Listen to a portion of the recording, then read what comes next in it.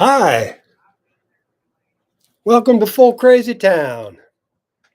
I'm the mayor of Full Crazy Town, Stephen Cole. Today we're doing episode 7. Wink, wink, nod, nod. Left off page 100. I'll read the last paragraph before going on.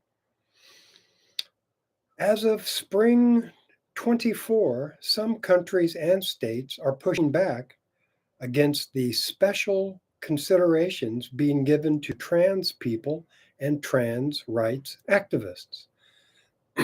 England's national health system banned gender affirming care, Alabama banned diversity programs, and Florida passed the Stop Woke Act. Gradually, TRAs are being booted off the top of the pyramid. What pyramid, you may ask? The pyramid of power crumbles without a stable base at the bottom. A group that props up some of those above them, or at least gives them someone to point a finger at or flip a bird to. That's okay, I can live with that, but I have a hard time paying fealty to some people who think I should face and embrace them when or if I don't want to. The biggest problem with some of these movements is the leaders who get co opted, bought, and paid for, the ones who sell us out. Officers in NGOs are especially susceptible, as a sizable donation means an increase in salary. It's not just the leaders who sell out. Protesters, workers, citizens are tempted by people who promise to solve problems. And in the 1970s, the students for via spying, infiltration, and inside FBI informants. Since then, there are dozens of private, public, investigative agencies that continue these efforts against any group deemed to profess un-American attitudes. Agent provocateurs have always been lurking, ready to disrupt social movements. Then came October 7th, and suddenly Jewish people, especially Jewish students, vaulted to the top of the pyramid. Immediately, the right wing flipped from demanding freedom of speech for everyone and making fun of the easily offended snowflakes to squelching the rights of pro-Palestinian groups to demonstrate. In the blink of an eye, Jewish people became the universally accepted most oppressed people, and anyone who criticized or questioned them was accused of hate speech, anti-Semitism, and domestic terrorism. University presidents were forced to quit unless they protected Jewish students from hate speech. CEOs said they wouldn't hire anyone who was pro-Palestinian. Palantir, the CIA-affiliated data analytics corporation, created 180 jobs reserved for Jewish students only. This exposed the fallacy of our two-party system, as left and right, red and blue, Democrat and Repugnantcans fell into line and proclaimed their loyalty to Israel. Trump might as well have changed his hat to MAGA, Make Israel Great Again. After years of vengeful opposition, the lib left joined hands with the deplorables and sang Kumbaya, another also known as Let's Ignore Genocide. However, Nick Cruz and a very few others frame the Houthi response in Yemen as being one born of a desperate people with nothing to lose, like the Gazans. The U.S. response to launch yet another war, Biden's third in 3 years, is the only card the U.S. knows how to play.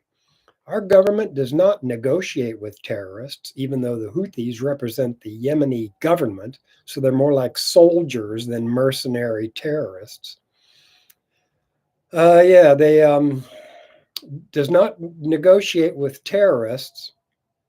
Therefore, their only recourse is more war, forever, forever, forever.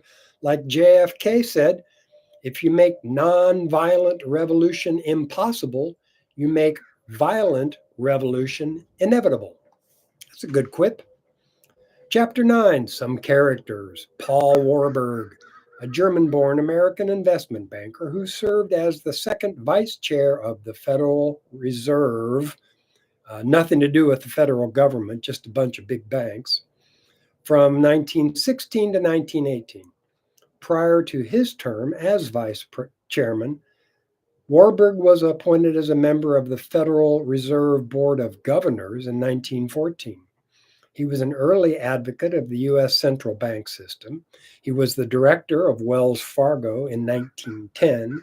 He became known as a persuasive advocate of central banking in America. Many of his contemporaries regarded him as the chief driving force behind the establishment of America's central bank, also known as the World Bank. Next, Dr. Evil himself, Bill Gates, one of the richest men in the world and the man who would be king of all creation. He made a 10-to-1 profit from the pandemic, investing $50 million in Pfizer, then selling at the top for $500 million. He's behind the WHO's proposed regulations to greatly increase the WHO's power to control worldwide health concerns.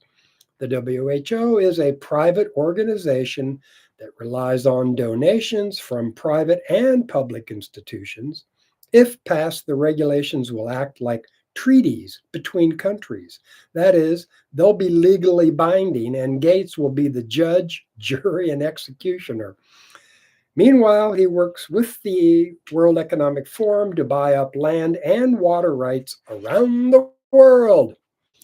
Then there's Klaus Schwab, another Dr. Evil himself, whose family moved to Germany at the start of World War II so his dad could run a company for the Nazis staffed by slave labor.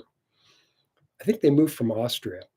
He founded the World Economic Forum in 1971 and has remained its only chairman. He's been called a stooge for the Rockefellers, and he's linked to Kissinger, co-founder of the Bilderberg Group, another rule the world secret society. Other good old boys clubs include Yale's Skull and Bones Society and the Club of Rome, which is a group of mafia and Italian businessmen founded in 1955. By the way, since finally passed Chile government's U.S.-backed Pinochet's dictatorship, thousands killed by death squads. Bangladesh killings, 3 mil. Argentina's dirty war, 30,000 killed, 30,000 disappeared. Laos bombing, 200,000 deaths. Vietnam War, 2.5 to 3 million deaths. The WEF makes sweeping proposals like the Great Reset, detailed on their webpage, an economic recovery program in response to the C-19 pandemic. This plan involves reducing the world's population by about 85%, controlling the food production and the banking systems, the automation of everything, smart technology everywhere, and machine-to-machine communication, AI. Also, stakeholder capitalism is promoted, which favors leftist movements such as LGBTQ rights locally and in foreign countries. Stakeholder capitalism is like the justification that surrounds the profits paid to stockholders. Managers maintain that most of their profits go to DEI/ESG investors and little old widows who live on their husbands' pension funds and life insurance policies. However, stats prove that 84% of all stocks are owned by upper level managers in large corporations.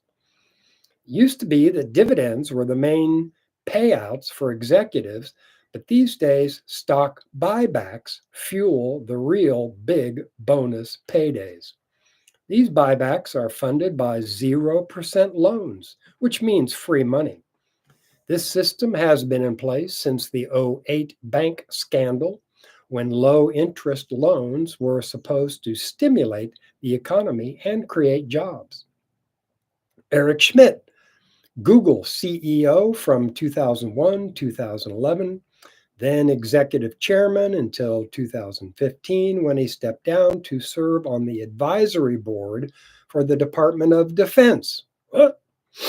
Net worth 25 bill. Science advisor for Berio and Joe B.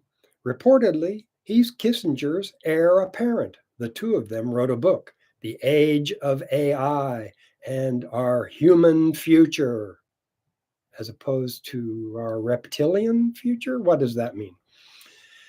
And in the event of a worldwide crash or false flag incident, artificial intelligence designed by Eric and others will decide who's worthy of receiving humanitarian aid and who isn't. Political dissidents, protesters, and domestic terrorists will be considered unworthy. Top 10 billionaires club. Want to know who to blame? Elon Musk, 180 bill. Bezos, 114 bill. Larry Ellison of Oracle, 107 bill. Warren Buffett, 106 billion. Bill Gates, 104 billion. Michael Bloomberg, 94.5 billion. Steve Ballmer, Microsoft, 80.7 billion. Larry Page, Google, 80 billion. Sergey Brin, Google, 76 billion. And the Zuck, 64 billion. That's just the top 10. There's also the Powell memo, worth remembering, issued in 1971 by Lewis Powell, future SCOTUS Justice. It was a call to arms for American businesses after a series of regulatory defeats in the 60s and 70s, like the Clean Water Act, the EPA, and the first Earth Day. The Reagan years featured pushback against the gains of the Black Panthers and anti-war protesters. The Clinton era gave lip service to racial and financial equality, but that's all it was. His main achievements were those that benefited the largest corporations and banks. This shifted the focus of the Democrats from pro-worker to pro-owner. The 21st century ushered in the corporate coup and the next big bubble/economic crash in 2008. Obama's reign brought on a backlash against the blacks and a counter backlash against racists and white nationals. When Trump was elected, this counter backlash zeroed in on him and his ilk. He became the next great Satan, and no lie was crazy enough to float about him, his deplorables, and Putin. By the way, for sure, the left, right, and Trump lied and lied and lied every day, non-stop, and they all continue the game to this very day, especially when it comes to forever wars and trillions for the military-industrial complex. Then came the COVID restrictions and the bad health after effects, as evidenced by the worldwide excessive unexplained deaths. I'm going to pause here to remind everybody that those vaccines are safe and effective. And although they won't keep you from getting the COVID, but they will mean that your symptoms are not quite as severe. Then came the proxy war, and some journalists, commentators, and political satirists were deplatformed and demonetized, especially the lesser known ones like Lee Camp. Then ethnic cleansing and Israel's final solution for the Palestinians. Since the 1970s, it's been a no more Mr. Nice Guy policy when it comes to choosing between equal rights and justice for people or for corporations and the security state to do as they please. Hunter Biden, along with his investment firm, Rosemont Seneca, along with Meta Biota, Labyrinth Global Health in Ukraine, they secured a $400,000 contract from the Defense Department in 2014 to conduct COVID-19 research. Google invested $1 million into Meta Biota while also buying a 13.4% stake in Rosemont Seneca. The company is devoted to tracking and detecting various disease outbreaks. 2014, it secured an $18 million contract with Black & Veatch, an engineering company with businesses in Crimea and Ukraine. Black & Veatch, or Veatch, I don't know what, specializes in infrastructure development in power, oil and gas, water, telecommunications, government, mining, data centers, smart cities, and banking and finance markets. Did I leave anything out? Did they miss something? A local prosecutor in Ukraine started asking questions, and Joe Biden threatened to pull DoD funding unless he was fired, so he was fired. Then there's the Burisma scam, which saw Hunter earn $80,000 a month by sitting on their board of directors. His business partner, Devon Archer, has testified that Hunter made dozens of conference calls with the big guy, Joe B, on the speakerphone. Most of these calls resulted in bribes paid by investors to get favorable executive action, contracts, rulings, treaties, legislation in Ukraine, China, and a dozen other countries. Money was laundered through about 20 shell companies, and the bribes ran into the millions of dollars. However, because there's no direct evidence of quid pro quo, Hunter and Joe escaped accountability. The influence peddling has been going on since 2014, when the Maidan coup removed Ukraine's democratically elected leader. As news about bribes began leaking out, Hunter announced that he's marketing his artwork that no one knew or cared about. The New York Times announced that several Hunter Bidens were being readied for sale, like Picasso's or Van Gogh's. As of July 2023, he has received several $1 million from buyers who keep their identities secret, so their money doesn't seem like it's buying influence. Many Congress people don't want to investigate any further lest some of their misdeeds come to light. Both parties want the entertainment factor to dominate, not the facts. On August 25, 2016, James J. Bulger, the nephew of notorious mobster Whitey Bulger, visited the White House and spoke with the tour guide Anne Marie Person. From 2009 to 2014, she served as a general assistant at Hunter Biden's now defunct Rosemont Seneca Partners. His partner was John Kerry's son-in-law. James Bulger was with Eileen Kerwin, who shares an address with him, and she had been giving articles about business deals in China to Hunter. Jeffrey Epstein. There's the Wikipedia version. Then there's Whitney Webb's. Her book, One Nation Under Blackmail, the fusion between U.S. intelligence and organized crime, details how the government merged with the mob during World War II, and the partnership continued afterwards in the form of a spy agency against influential Americans. They went after Hoover, so the FBI would back off any investigation or prosecution. They blackmailed Hoover with evidence of a homosexual relationship with his assistant. The link between the mob and Epstein is Robert Maxwell, Ghislaine Maxwell's father. Wikipedia, heavily edited from Langley, Virginia, the Pentagon, admits he's a financial fraudster, arms dealer, and sex offender. He started with Bear Stearns, was fired after triggering the mortgage-backed security scandal, then started his own investment fund. He developed an elite social circle and procured many women and children that he and his associates sexually abused. In 2005, Palm Beach, Florida, police began investigating him after a parent reported that he had sexually abused her 14-year-old daughter. He was convicted in '08 for procuring a child for prostitution.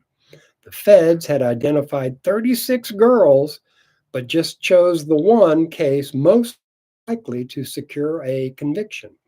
He was charged again January 6, 2019, sex trafficking of minors in Florida and New York. Was he killed in prison or was it suicide? Whitney Webb says Ghislaine Maxwell sure isn't talking. She's taking yoga classes in a country club prison in Florida after being convicted of sex trafficking without having to publicly show her list of clients. She met Epstein in the early '80s, and shortly after that, Jeffrey told friends he was working for the Israeli intelligence agency Mossad. Ghislaine's dad, Robert Maxwell, was a financial criminal involved with multiple intelligence agencies, including Israel's. He suggested that Ghislaine contact Epstein in the '80s because he and Jeffrey shared many of the same interests, like using blackmail tapes to spread influence and avoid persecution, using financial schemes to enrich a few crony capitalists, and having sex with women and girls. Epstein visited the Clinton White House many times, each time with a female companion. He had dealings with White House aide Mark Middleton, who went to the Bahamas with Epstein. They met during their dealings in the Iran-Contra affair, trafficking arms with Adnan Khashoggi, who was later dismembered in Istanbul. Eventually, Southern Air Transport changed their flight pattern from the Miami to South America route to the Columbus, Ohio, Les Wexner's base, to Hong Kong flight patterns as a part of the transfer of military armaments known as Chinagate. Middleton was being investigated by Congress when W. Bush invoked executive privilege to keep certain documents from leaking out, documents that show Epstein was laundering money through the Clinton projects, such as the redecorating of the White House, that was in fact Epstein laundering money into the DNC. This led to the apparent suicide of Vince Foster, whose suicide note read, "Here in DC, ruining people is considered sport." And then there was Mark Middleton, who was found hanged on Heifer International property with an extension cord around his neck. He was known for cementing the friendship between Bill and Jeffrey. When Florida Attorney General Alex Acosta tried to investigate Epstein, he was told by higher-ups that Epstein was a member of intelligence services and that Acosta should back off. Epstein was involved with arms trafficking via Southern Air Transport and linked to organized crime via Wexner. He and Middleton were involved in Iran-Contra drugs, arms deals, along with Khashoggi.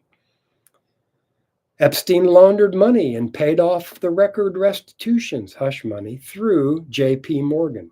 The Virgin Islands then sued J.P. Morgan for $190 million for helping Epstein launder his human trafficking monies. He procured minors for sexual favors for rich clients worldwide, including members of the UAE royal family and Prince Andrew. Another mega group member, Lawrence Tisch, owned CBS News for several years and founded the Lowe's Corporation, an insurance, energy, and hospitality company. Tisch worked for the pre-CIA agency, OSS, where Donald Barr later hired Epstein to teach at the Dalton School. And they, Barr and Tisch, forged ties with Meyer Lansky's organized crime empire during World War II. Barr was the father of William Barr, Trump's Attorney General, and George H.W. Bush's DA. Jamie Dimon, head of J.P. Morgan Chase, installed as CEO of Bank One by Les Wexner associate John Kessler in 2000. 2004, Bank One was folded into J.P. Morgan Chase, and Chase bought Epstein associate Glenn Dublin's hedge fund. Dimon was picked to lead the combined entity. Ever since Paul Warburg headed up the Federal Reserve in 1914 and the International Monetary Fund was created, the consolidation and control of U.S. money politics have leaned towards systems that are easily manipulated. The conditions for abuse are set up, and then an economic crash ensues. The Glass-Steagall Act of 1935 was supposed to separate commercial and investment banks, but it was Robert Reich, Clinton's Secretary of Treasury, who got it repealed in 1999. The Morgan Stanley Bank was formed by J.P. Morgan and Company in partnership with Henry Sturgis Morgan, grandson of J.P. Morgan, and Harold Stanley. This bank originally claimed they were a commercial bank, but they quickly diversified into speculative and also often risky enterprises. By 1960, the bulge bracket was common knowledge as described in the House of Morgan. This was a group of top-tier multinational investment banks serving mostly large corporations, institutional investors, and governments involved in mortgage-backed securities in the 1980s, credit default swaps in the 90s, and collateralized debt obligations in the 2000s. Mainly, they're involved with carbon emissions trading, insurance-backed products, and T-bill securities. According to the book, the top tier was Stanley, First Boston, Kuhn and Loeb, Dillon and Reed. In the 1970s, Salomon Brothers and Goldman Sachs began to encroach upon this group. In 1975, to more reflect economic realities, Morgan Stanley removed Kuhn and Loeb, Dillon and Reed, and replaced them with Merrill Lynch, Salomon Brothers, and Goldman Sachs. In 1979, IBM asked Morgan Stanley to accept Salomon Brothers as a co-manager on a $1 billion debt issue needed for a new generation of computers, but Morgan Stanley refused. Salomon went ahead to manage the debt on its own, and Morgan Stanley's dominance ended. It became, along with today's giants, Salomon, Bank of America, Barclays, Citigroup, Deutsche Bank, Goldman Sachs, J.P. Morgan, Chase, and UPS, just another member of the bulge bracket, huge banks that speculate and offer financial advice. Deutsche Bank and J.P. Morgan deserve special attention due to their checkered histories. Their stories began in the Elizabethan age and the Rosicrucian Society, a brotherhood claiming to possess esoteric wisdom handed down from ancient times, akin to the Illuminati. Their symbol, the Rose Cross, is like the family coat of arms of Martin Luther. Their teachings are a combination of occultism, Hermeticism, Jewish mysticism, and Christian Gnosticism. The Royal Society was the government's branch of the society, and it was co founded by Jonathan Dee, who used the moniker 007 as he practiced espionage alongside Francis Bacon, who practiced alchemy and black magic rituals.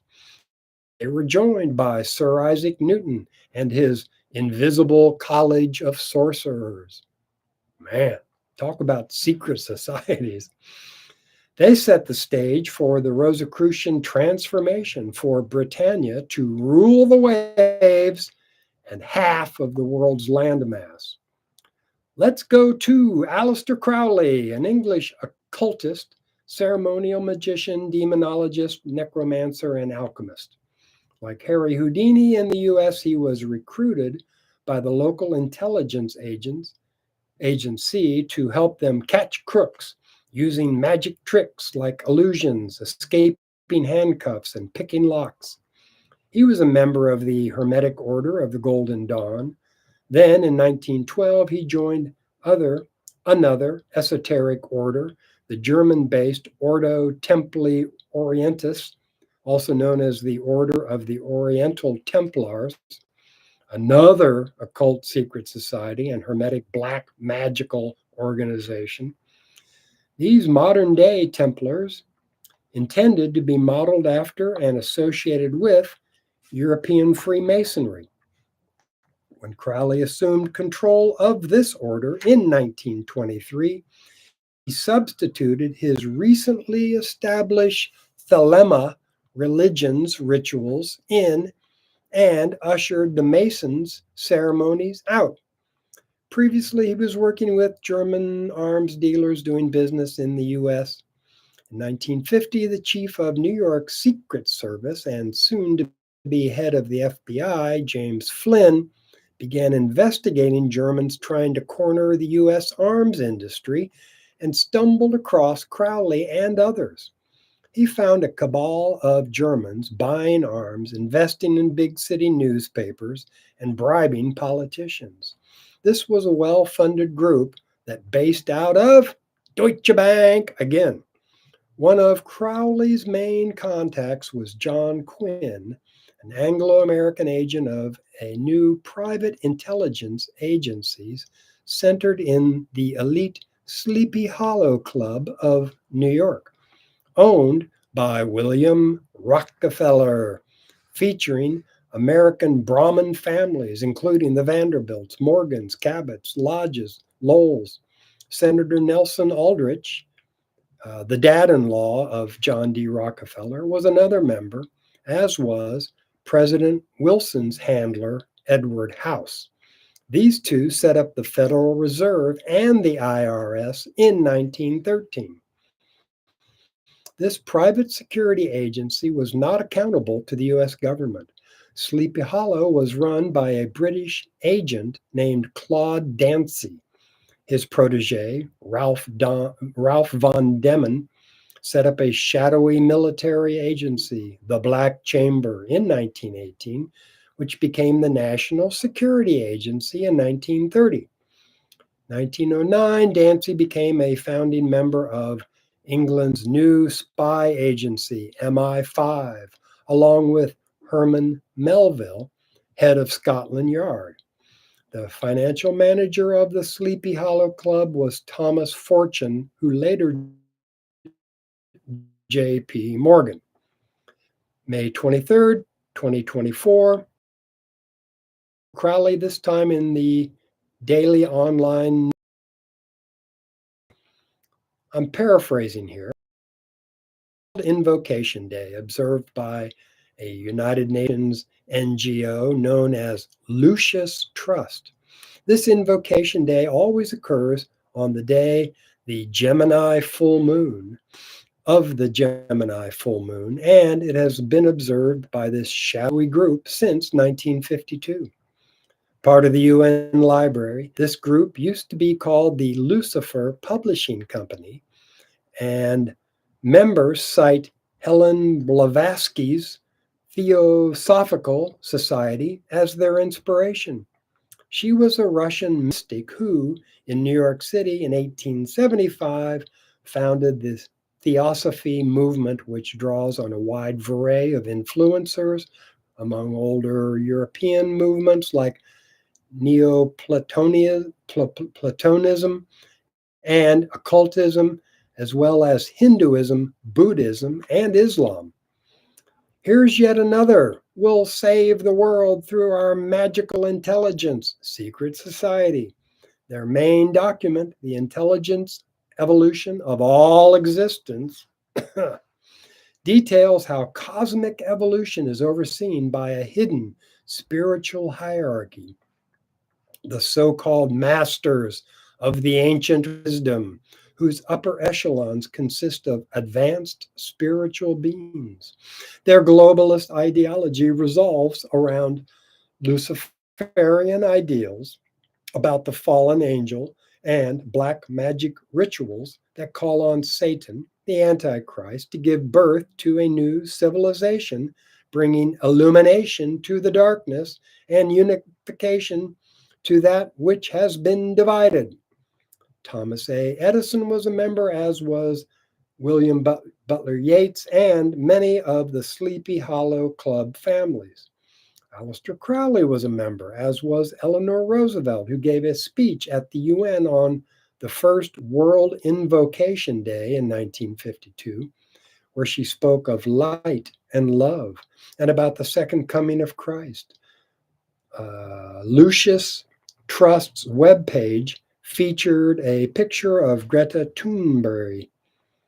Citigroup formed when banking giant Citicorp and financial conglomerate Travelers Group merged in 1998. Sanford Weill of Travelers and William Osgood of Citicorp, and it became the third largest bank in the U.S. along with J.P. Morgan Chase, Bank of America, and Wells Fargo, also known as the Big Four, also known as those too big to fail. The Financial Stability Board is an international body that monitors financial markets and makes recommendations to governments about systematically important banks, SIBs. It was founded after the G20 conference in London in 2009. Treasury Secretary Janet Yellen, after every crisis, determines who gets to buy which failed banks, pennies on the dollar. Chapter 10, Operation Underworld. The 1940s saw the Italian and Jewish mafias cooperate with U.S. to counteract Axis espionage and saboteurs to limit theft by black marketers of vital war supplies and equipment and to avoid wartime strikes. In the first 3 months after Pearl Harbor, the U.S. lost 120 merchant ships to U-boats. Mafia boss Albert Anastasia claimed responsibility for sabotaging the ocean liner SS Normandy, and many set up a special security unit and sought the help of Lanza, a New York racketeer and member of the Genovese crime family, who ran the Fulton Fish Market from 1923 to 1968. This was done to get intelligence about the New York waterfront, to control unions, and to identify possible refueling and resupply operations for German subs with the help of the fishing industry along the Atlantic coast.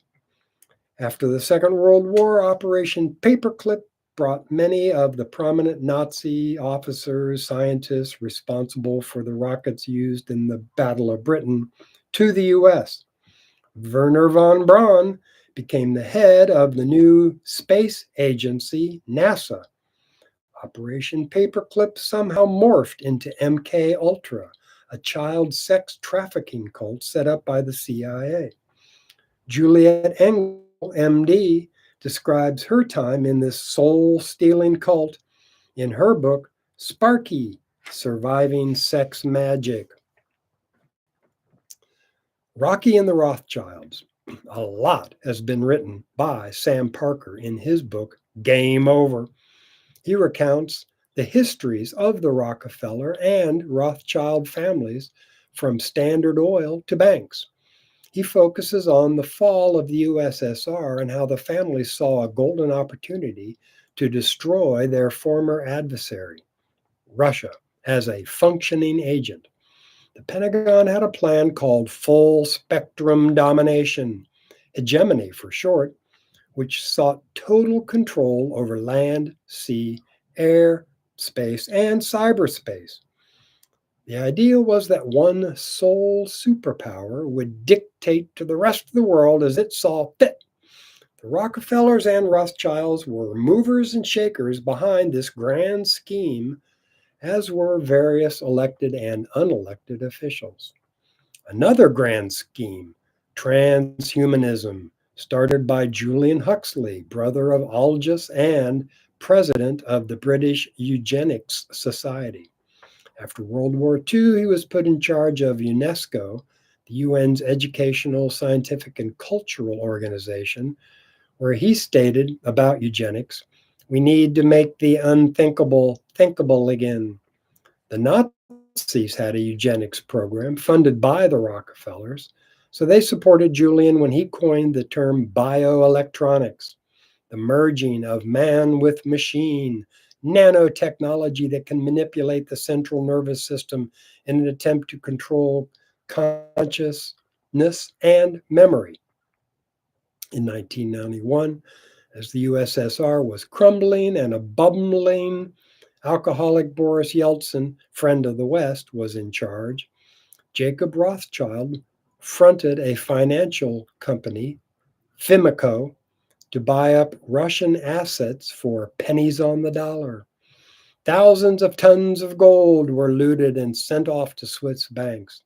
One of 7 oligarchs tied to Jacob Rockefeller was, or Rothschild, excuse me, one of the 7 oligarchs tied to Jacob Rothschild was Michael Khodorkovsky, and he planned on amassing enough wealth and power to dominate the other 6 oligarchs. Yeltsin probably felt like he was losing control, so he asked the head of the KGB to take over. At first, Vladimir Putin didn't want to, but in 1999 he became president and gave the oligarchs the word: hand over part of your ill-gotten gains and stay out of politics. In 2001, the state took over the media, and the Rothschilds' influence began to wane. David Rockefeller was more concerned with bringing Russia into the modern world his way. A series of geopolitical confrontations greatly served his empire, like 1994, the Chechen Wars lasted 5 years. 2001, the Afghan invasion in October accelerated the Pentagon's presence in Central Asia, threatening Russia and its huge oil and gas reserves.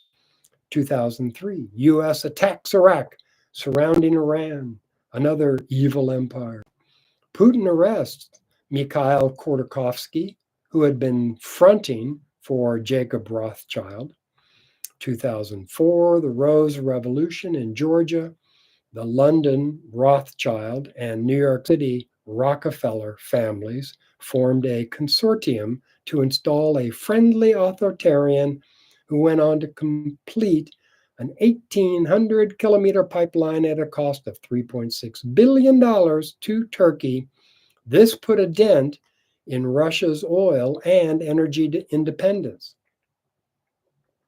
November 04, the CIA's main gains in power in Ukraine. The CIA's man gains power in Ukraine, the Orange Revolution. Many pipelines crossed the country, and the U.S. wanted to control them. By 2005, the London and New York companies BP and Shell, Exxon, Chevron, respectively, had gained control of most of the oil of the Caspian Sea. About too big to fail, the scam to end all scams. This is nothing more than socialism for the rich and rugged individualism for everyone else.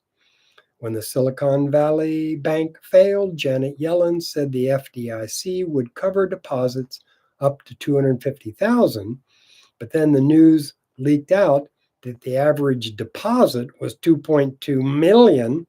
And since the tech sector was donating big bucks to the Democrats, the way Sam Bankman Fried and FTX did, Janet decided to cover all deposits. Then in July 2023, campaign finance charges against Sam Bankman are dropped and he gets out of jail for free, and some charges are refiled, but Sam remains a free man, a free bank man.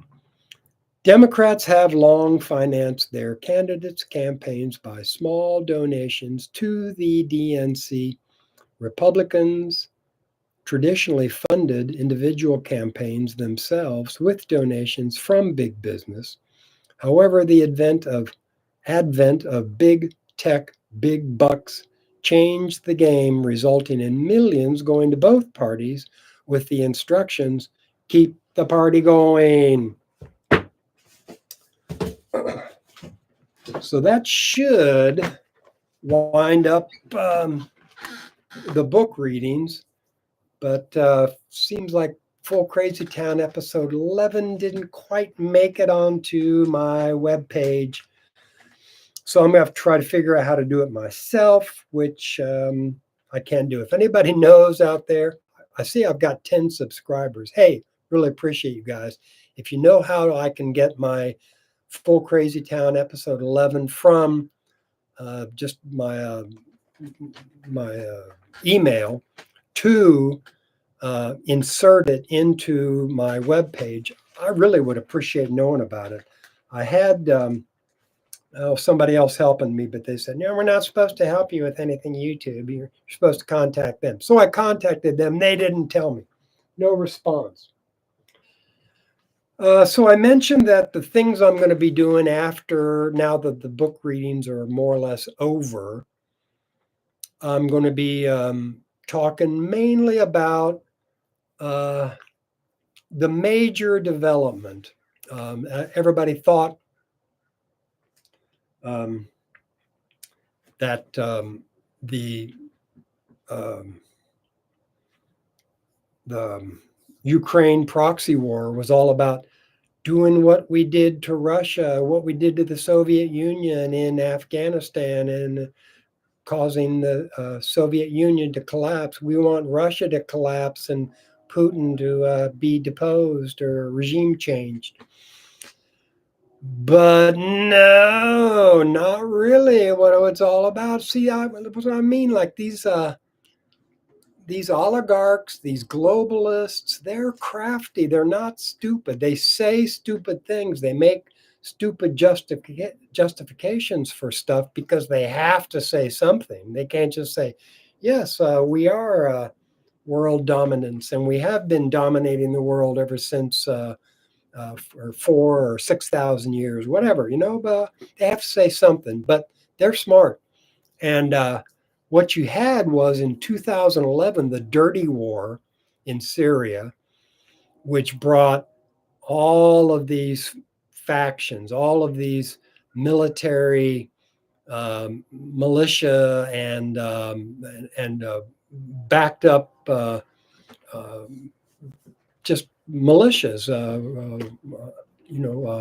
paid warriors. Brought them in, and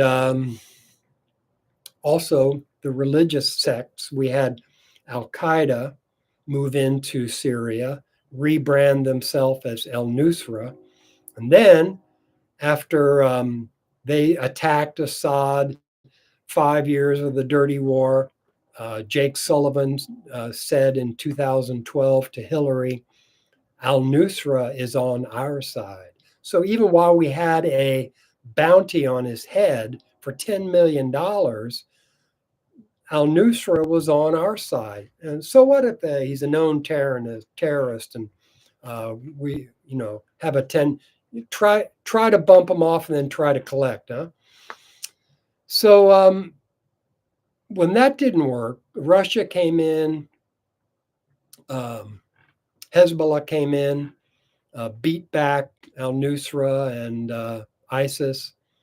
Al Nusra was allowed to settle in Idlib after the Turkish um, sponsored ceasefire in 2016, 15, whatever.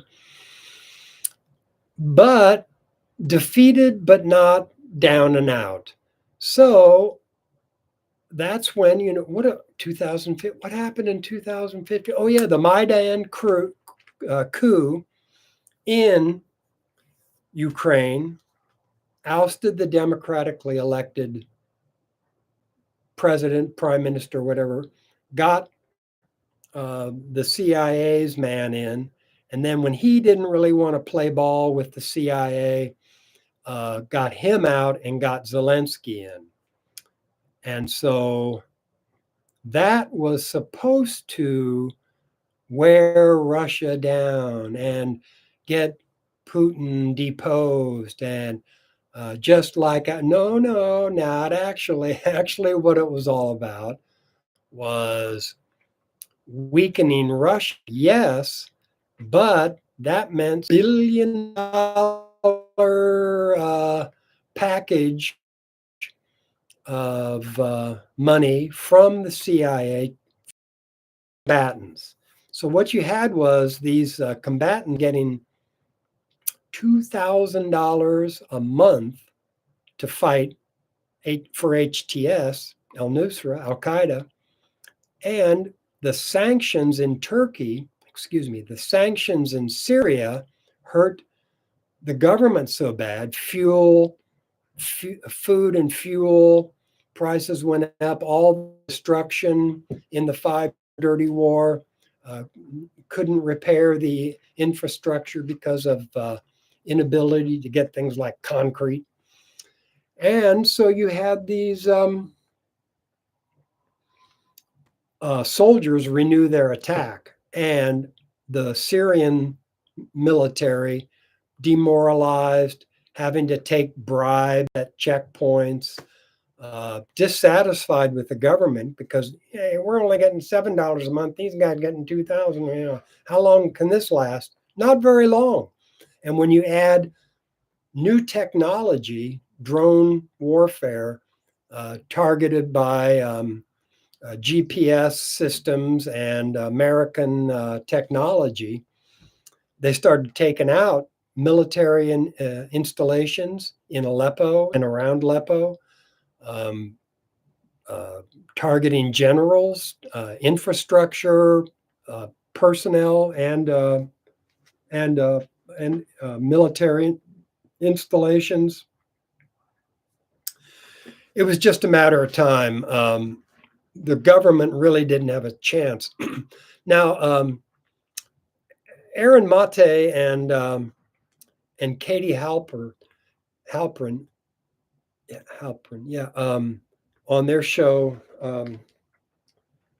Useful Idiots, had a guy, Bassam, I forget his name, but he's really smart, really, he's Syrian, and he knows all about what's going on.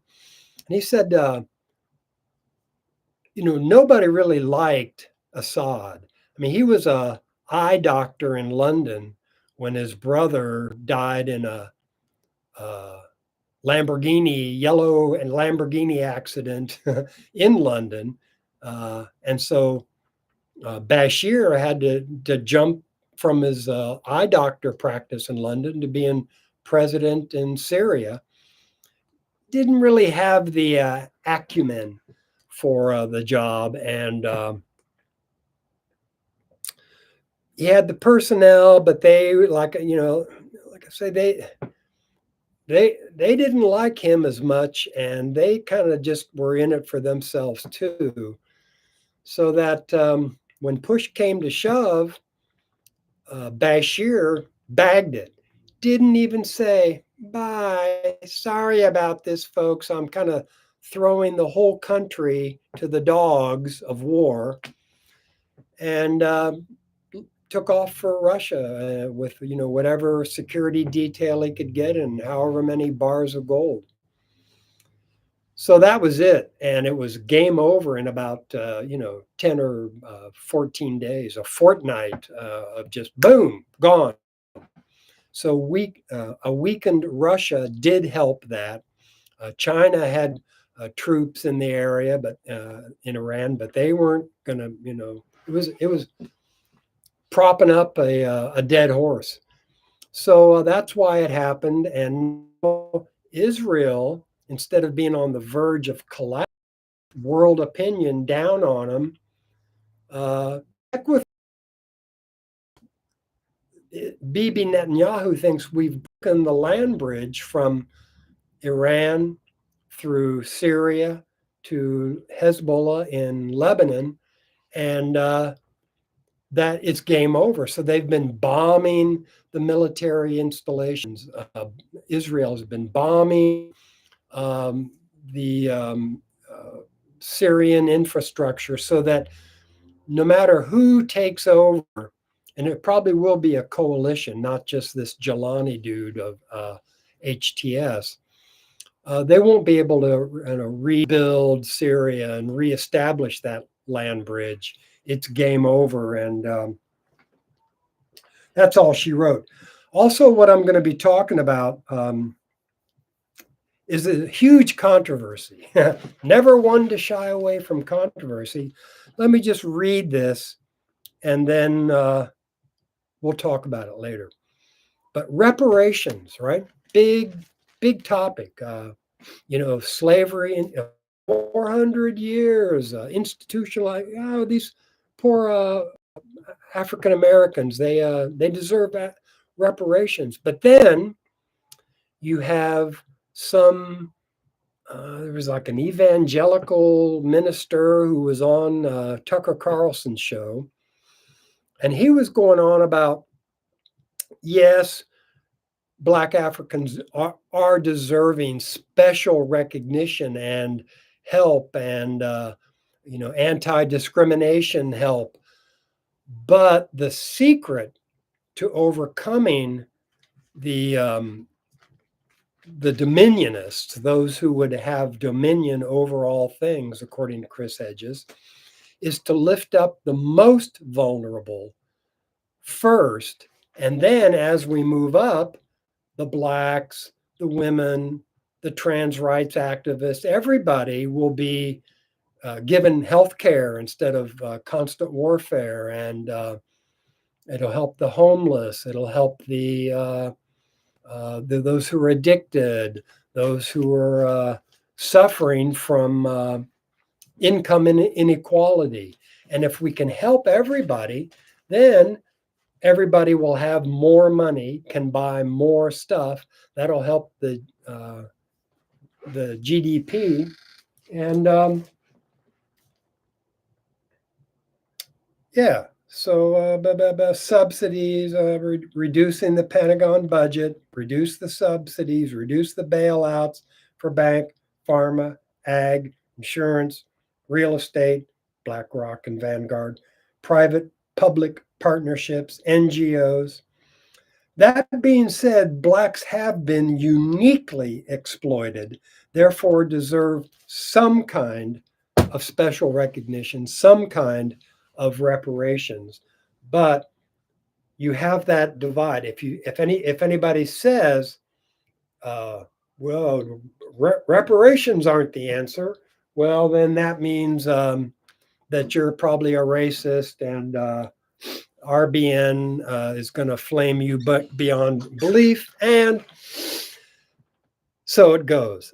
Coming in on 4 o'clock. It is 4 o'clock. Time for Dissidents Dudes. Thanks for tuning in. See you next Sunday. Bye-bye.